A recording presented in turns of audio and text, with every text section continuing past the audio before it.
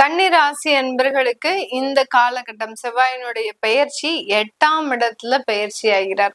அஷ்டமாதிபதி இடத்துக்கே வந்திருக்கிறார். இது ஒரு மிகப்பெரிய ஒரு சவாலான காலகட்டம் தான்.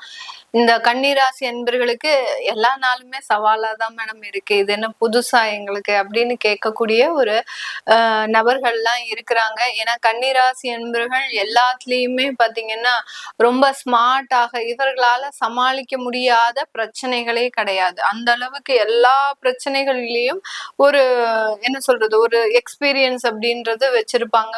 எல்லா ஒரு விஷயங்களையும் தெரிந்த ஒரு நபர்களாக, ஒரு ஜெனரல் நாலேஜாக இருந்தாலும் சரி, ஒரு இடத்துல வேலை செய்யும் போது அதற்குண்டான ஒரு திறமை அப்படின்றது எல்லா இடத்துலயும் நல்ல சுலபமாக தன்னை ஈடுபடுத்தி கொள்பவர்கள் இந்த கன்னிராசி என்பர்கள். இந்த செவ்வாயாகப்பட்டவர் மே மாதம் 12ஆம் தேதி மேஷ ராசிக்கு பெயர்ச்சி ஆகிறார். மேஷ ராசி அப்படின்றது பாத்தீங்கன்னா செவ்வாயினுடைய ஆட்சி வீடு, சொந்த வீடாக இருக்கு. அந்த சொந்த வீட்டுக்கு வரக்கூடிய அந்த செவ்வாயினுடைய தன்மை தனித்து செயல்படக்கூடிய ஒரு நேரமாக தான் இருக்க போகுது. இந்த கன்னிராசி என்பர்களுக்கு 7ஆம் இடத்துல இருந்த அந்த செவ்வாய் பகவான் இப்ப 8ஆம் இடத்திற்கு வந்திருக்கிறாரு. ஒரு மிகப்பெரிய ஒரு சவாலான காலம் அப்படின்றத தாண்டி ஒரு நிறைய ஒரு விஷயங்கள்ல ரொம்ப போராட்டம் அதிகப்படியாக இருக்கும். எந்த ஒரு விஷயங்கள் எடுத்தாலும் உங்களுக்கு உடனடியாக அதுக்கு உண்டான தீர்வுகள் அப்படின்றது கிடைக்காது. அதுதான் இந்த கன்னிராசி என்பர்களுக்கு உண்டான ஒரு பலன்களாக இருக்க போது. இந்த கன்னிராசி என்பர்களுக்கு இந்த செவ்வாயாகப்பட்டவர் உபஜய ஸ்தானாதிபதி, தைரிய வீரிய ஸ்தானாதிபதி 8ஆம் இடத்துல போயாச்சு. இது நாள் வரைக்கும் இருந்த ஒரு தைரியமும் ஒரு தன்னம்பிக்கையும் ஒரு நம்பிக்கையும் பாத்தீங்கன்னா கொஞ்சம் கொஞ்சமாக குறைஞ்சுக்கிட்டே வருது. இது 12ஆம் தேதி மேல முழுமையாக ஒரு பேட்டரியில ஒரு சார்ஜ் இல்லைன்னா எவ்வளவுக்கு எவ்வளவு ஒரு ட்ரை ஆயிடுமோ அந்த அளவுக்கு இந்த கன்னிராசி என்பர்கள் இந்த 45 நாட்கள்ல முழுமையாக ட்ரை ஆகக்கூடிய ஒரு நேரம். எவ்வளவுதான் நம்ம செஞ்சாலும் நம்மளுக்கு உண்டான ஒரு வேலை நடக்க மாட்டேங்குது அப்படின்னு சொல்லக்கூடிய அளவிற்கு அந்த முயற்சிகள்ல சிறு சிறு தோல்விகள் மிகப்பெரிய ஒரு மனவேதனையை கொடுக்கக்கூடிய ஒரு தருணமாக இருக்கும். நான் சொல்லக்கூடிய வார்த்தைகளை ரொம்ப கவனமாக கேட்கணும். இந்த கன்னிராசி என்பர்கள் சின்ன சின்ன தோல்விதான். இந்த சின்ன சின்ன தோல்விகளே பாத்தீங்கன்னா உங்களுக்கு மிகப்பெரிய அளவுக்கு அது தாக்கத்தை ஏற்படுத்தி கொள்வதற்குண்டான ஒரு நேரமாக தான் இருக்க போகுது. அததான் அந்த செவ்வாய் 45 நாட்கள் அப்படின்றது பாத்தீங்கன்னா ஒரு 45 வருடம் மாதிரி இருக்கும். இந்த செவ்வாயினுடைய நகர்வு ஒவ்வொரு நாளுமே பாத்தீங்கன்னா ஒரு நாள் ஒரு யுகம் மாதிரி இருக்கும். ஏன்னா அவ்வளவுக்கு அவ்வளவு சில பிரச்சனைகளையும் கொடுக்கும், அவ்வளவுக்கு அவ்வளவு மிகுந்த ஒரு நன்மைகளையும் கொடுக்கும் ஒரு நல்ல ஸ்தானத்துல இருந்தா. இப்போ இந்த கன்னிராசி என்பவர்களுக்கு மறைவு ஸ்தானத்துல இருக்கிறதுனால ஒவ்வொரு நாளுமே ஒரு போராட்டமான ஒரு நாட்களாக தான் இருக்க போது. இருந்தாலும் இதற்கு நிவர்த்தி கிடையாதா அப்படின்னு கேட்டீங்கன்னா கண்டிப்பாக இருக்கும். செவ்வாய் 8ஆம் இடத்துல இருந்து இவருடைய பார்வையாக உங்களுடைய 11ஆம் இடத்தை பார்க்கிறார். அந்த லாபஸ்தானத்தை பார்க்கறதுனால தொழில்ல அதிகப்படியான ஒரு போராட்டம் இருக்கும், பண வரவுகள் இருக்கும். அது எல்லாமே கடனுக்கு தீரக்கூடிய ஒரு நேரமாக தான் இருக்க போது. ஒரு மகிழ்ச்சியான ஒரு சூழ்நிலை வரும்போது அங்க மிகப்பெரிய ஒரு இம்பாக்ட் கொடுக்கக்கூடிய சில விஷயங்களும் நடக்கிறதுக்கு உண்டான ஒரு அமைப்பை இந்த செவ்வாயினுடைய பெயர்ச்சி இந்த கன்னிராசி என்பவர்களுக்கு முழுமையாக கொடுக்க போறார். இதனால இந்த ராசி என்பர்கள் எல்லா இடத்துலயும் ஒரு பட்டும் படாமலும் ஒரு இலைமறை காயாக தாமரை இலை தண்ணீர் போல நீங்க இருந்துகிட்டீங்க அப்படின்னா பெரிய அளவுக்கு அந்த பாதிப்புகள் உங்களை வாட்டாது. இந்த கன்னிராசி என்பர்களுக்கு அடுத்த அந்த செவ்வாய் 7ஆம் பார்வையாக உங்களுடைய 2ஆம் இடத்தை பார்க்கிறார். இதுதான் ஒரு முக்கியமான ஒரு பார்வை. 8ஆம் இடத்துல இருந்து சமசப்தம பார்வையாக உங்களுடைய 2ஆம் இடத்தை பார்க்கறதுனால குடும்பத்துல இருந்த நிறைய வழக்குகள், விவாகரத்து வழக்குகள் மெயினா சொல்லணும், அது எல்லாமே முழுமையாக தீரக்கூடிய ஒரு நேரமாக தான் இந்த ராசி என்பர்களுக்கு இருக்க போகுது. குடும்பத்துல இருக்கக்கூடிய மெயினான ஒரு மேஜரான வழக்கே பாத்தீங்கன்னா இந்த ராசி என்பர்களுக்கு விவாகரத்து வழக்குகள் தான். கல்யாணமாகி உடனே ஒரு வருடத்திலேயே அந்த விவாகரத்து அப்படின்றது ஆயிருக்கும். சில பேருக்கு குழந்தையின்மை அப்படின்ற ஒரு காரணத்தினால விவாகரத்துக்கு போயிருப்பாங்க. இப்படி பல்வேறு காரணங்களாக அந்த விவாகரத்து வழக்குகளை சந்தித்து கொண்டு இருக்கின்ற அந்த குடும்ப ரீதியாக இந்த கன்னிராசி என்பர்கள் அதிலிருந்தெல்லாம் நிவாரணம் அப்படின்றது கிடைக்கிறதுக்கு உண்டான ஒரு நேரமாக இருக்கும். அடுத்து உங்களுடைய 3ஆம் இடத்தையே பார்க்கிறாரு. அதனால உடன் பிறந்தவர்கள் மீது உங்களுக்கு ஒரு கருத்து வேறுபாடுகள் வரும். இப்போ உடன் பிறந்தவர்களோட நீங்க சேர்ந்து ஒரு தொழில் பண்ணிட்டு இருக்கிறீங்க, ஒரு பார்ட்னர்ஷிப் தொழில் பண்ணிட்டு இருக்கிறீங்க அப்படின்ற பட்சத்துல அந்த தொழில்ல ஒரு பிரிவுகள், அந்த தொழில்ல ஒரு சின்னதாக ஒரு கருத்து வேறுபாடுகள், இதுவரைக்கும் நடக்காத சில விஷயங்கள்லாம் அந்த இடத்துல நடக்கிறதுக்கு உண்டான ஒரு நேரமாக இருக்கும். நானே உழைச்சிட்டு இருக்கிறேன், அவன் எதுவுமே உழைக்காமலே அந்த வருமானத்தை எடுத்துட்டு இருக்கிறான் அப்படின்ற மாதிரியாக அவர்களை மூன்றாவது நபர்களாக சித்தரிக்கக்கூடிய ஒரு தன்மையை இந்த செவ்வாய் பெயர்ச்சி இந்த கன்னிராசி என்பவர்களுக்கு முழுமையாக கொடுக்க போகுது. இது நாள் வரைக்கும் ரொம்ப அந்யோன்யமாக இருந்திருப்பாங்க. இந்த உடன் பிறந்தவர்கள் பாத்தீங்கன்னா, இந்த கன்னிராசி என்பவர்கள் உடன் பிறந்த சகோதர சகோதரிகள் பாத்தீங்கன்னா ரொம்ப பாசமா, ரொம்ப பிணைப்பா, ரொம்ப அட்டாச்மெண்டோட இருந்திருப்பாங்க. இந்த செவ்வாய் பயிற்சி 12ஆம் தேதியில இருந்து பாத்தீங்கன்னா 2 பேரும் எலியும் பூனையுமாக மாறிடுவாங்க. நீ என்ன சொல்றது, நான் என்ன கேக்குறது, நீ இதை செஞ்சா நான் இதை பண்ணுவேன், நீ இந்த இடத்துல எந்த விதமான பினான்சியல் டிரான்சாக்சனும் வச்சுக்க கூடாது, நீ இங்க இருந்து பணமே எடுக்க கூடாது. இப்படி அந்த வார்த்தைகள் பாத்தீங்கன்னா அளவுக்கு அதிகமாக வெளியில வரக்கூடிய ஒரு நேரமாக தான் இந்த ராசி என்பர்களுக்கு இருக்கும். அதனால உங்களுடைய வார்த்தைகள்லையும் உங்களுடைய வாக்குகள்லையும் ஒரு நிதானம் தேவை. தேவையில்லாத பேச்சுக்கள் மிகப்பெரிய ஒரு பிரச்சனையை கொடுக்கக்கூடிய ஒரு அமைப்பை இந்த கன்னிராசி என்பவர்களுக்கு கொடுக்கும்.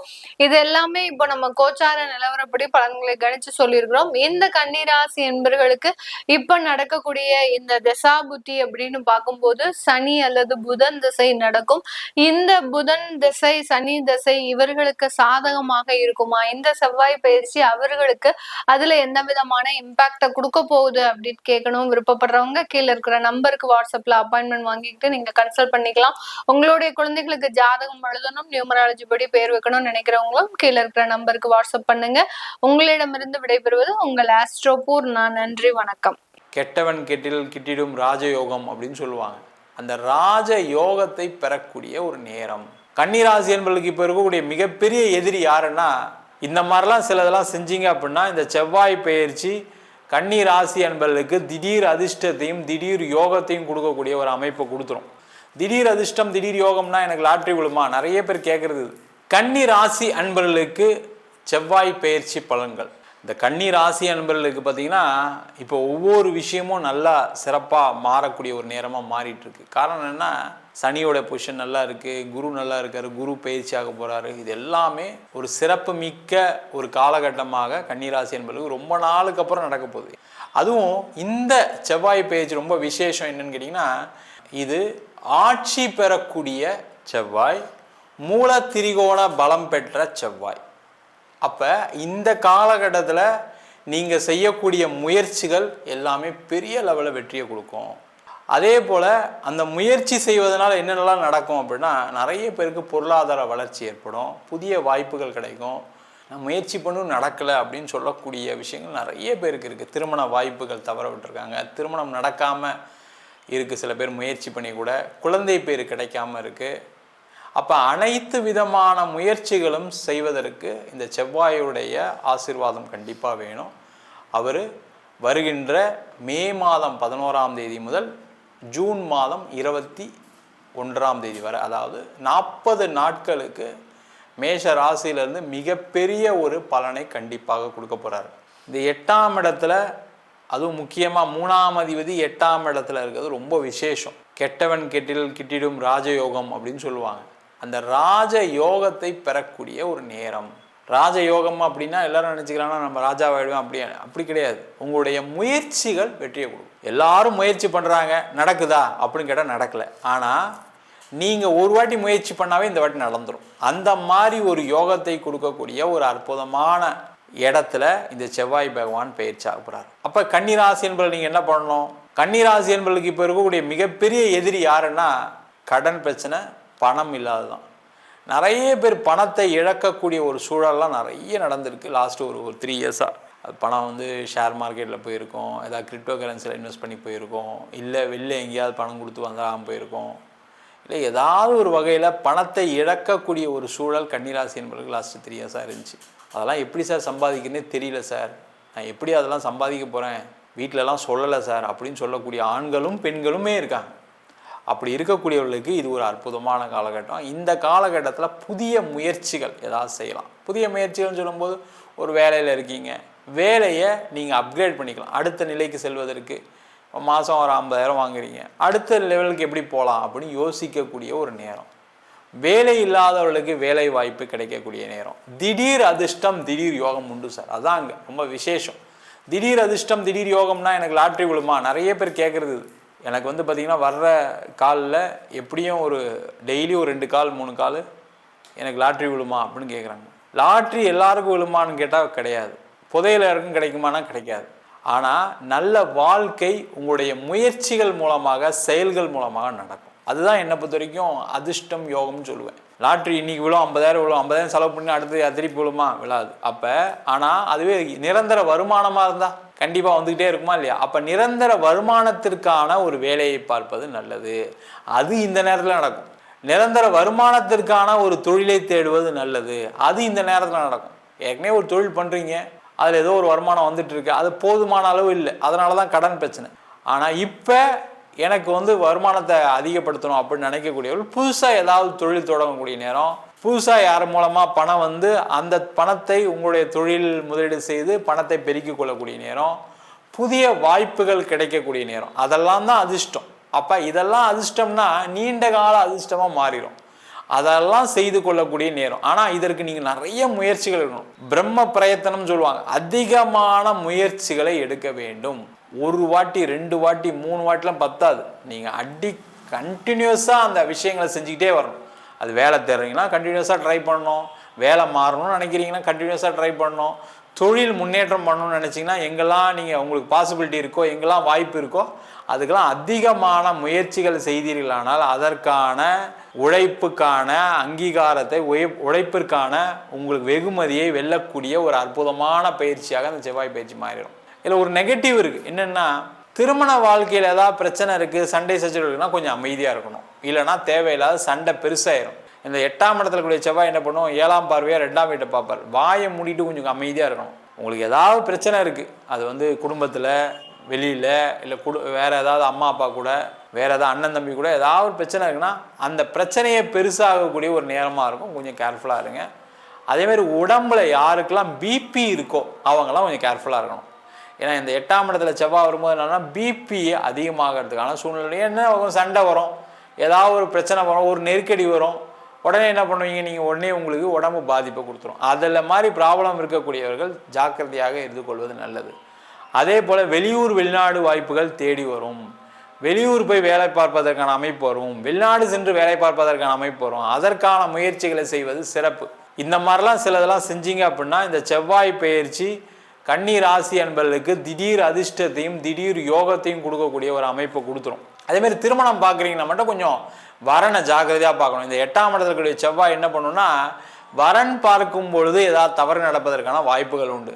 அப்போ என்ன பண்ணணும்? ஜாதகம் ஒழுங்காக பொருத்தம் பார்க்கணும், 2 ஃபேமிலியை போய் பார்க்கணும், செய்யணும். அதுக்கப்புறம் திருமண வாய்ப்புகளை ஏற்படுத்தி கொள்வது நல்லது. 2ஆம் திருமணத்துக்கு முயற்சி செய்யக்கூடிய 1 மாதம் வெயிட் பண்ணுங்கள். எல்லாம் ஜூன் மாதத்துக்கு அப்புறம் நீங்கள் பார்த்தா போதும். அதுக்கப்புறம் தான் உங்களுக்கு கிடைக்கக்கூடிய ஒரு நேரமாக இருக்குது. அதற்கான முயற்சிகளை செய்வது நல்லது. மொத்தத்தில் இந்த செவ்வாயுடைய பயிற்சி உடல் ரீதியான பாதிப்புகள் உண்டு, பொருளாதார ரீதியான வளர்ச்சிகள் உண்டு, முயற்சிகள் வெற்றியை கொடுக்கக்கூடிய அற்புதமான பயிற்சியாக மாறப்போகிறது. நம்ம சொன்ன பலன்கள் அனைத்தும் பொதுவான கோச்சார பலன்கள். உங்கள் ஜாதகத்தில் இருக்கக்கூடிய கிரகநிலைக்கு தந்தால் போல், தசாபுத்தி தந்தால் போல் பலன்கள் கண்டிப்பாக மாறுபடும். நிறைய பேருக்கு ராகு கேது தசை, புதன் திசை, சனி திசை சில பாதிப்புகளை கொடுத்துட்டு தான் இருக்குது. அவங்களாம் உங்கள் சுய ஜாதகத்தை பார்த்துக்கொள்வது சிறப்பு. ஜாதகம் இல்லாதவங்களுக்கு சிங்கிள் பேஜில் PDF ஃபார்மேட்டில் வெறும் 99 ரூபாய்க்கு ஜாதகம் கொடுக்கணும். டீட்டெயிலான ஜாதகம் வேணும், நோட்டில் எழுதுன மாதிரி ஜாதகம் வேணும்னா 51 பக்கம் கொண்ட PDF வெறும் 5 ரூபாய்க்கு கொடுக்குறோம். அதில் ஜாதக பலன்கள் வராது. சில பேர் ஃபோன் பண்ணி நோட்டில் எழுதி தருவீங்களான்னு கேட்குறீங்க. நோட்லையும் எழுதி கொடுப்போம். வேணுன்றவங்க கீழே நம்பருக்கு வாட்ஸ்அப் பண்ணுங்கள்.